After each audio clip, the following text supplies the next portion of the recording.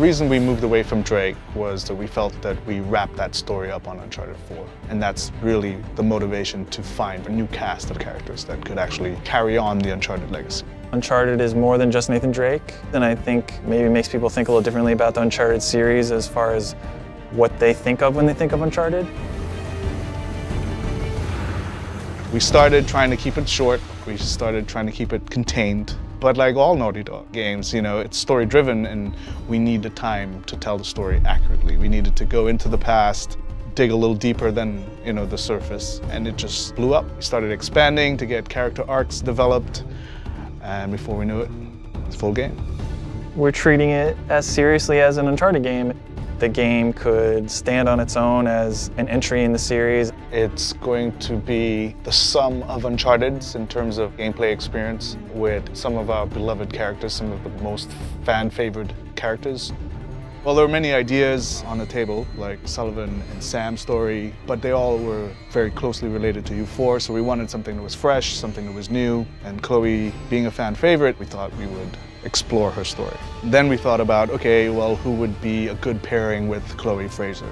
We were like, well, what if Chloe Fraser wanted to explore her past, go back to India, to her roots, and what if she needed someone like Nadine Ross as a partner? We find these symbols. We find the tusk. And then that was the kind of jumping off point of these two interesting characters together.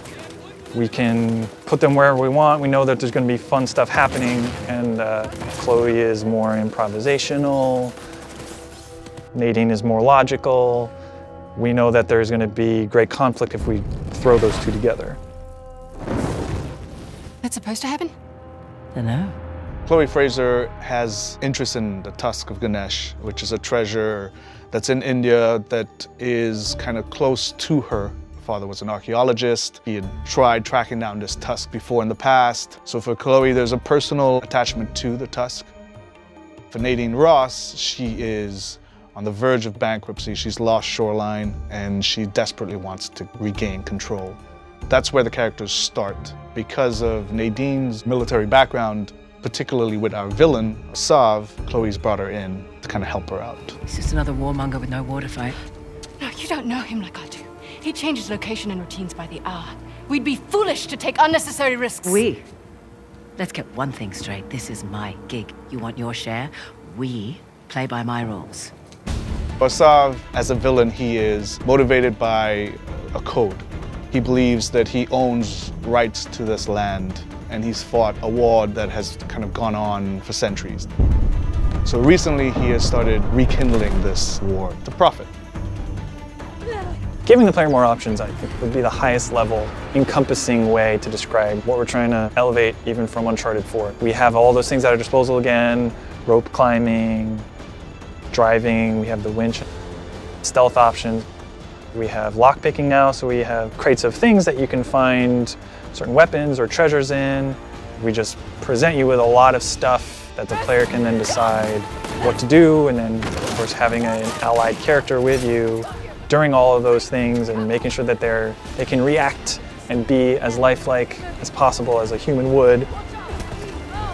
We're taking advantage of the buddy system by integrating more of the narrative.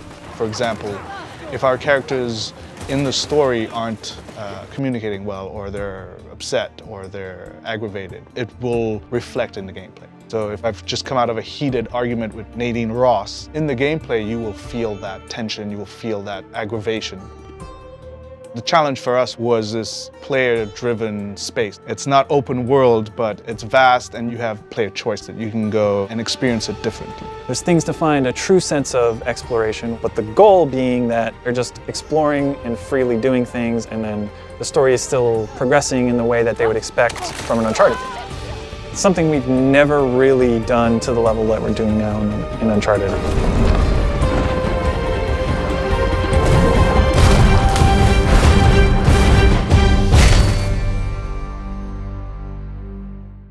PS4 for the players.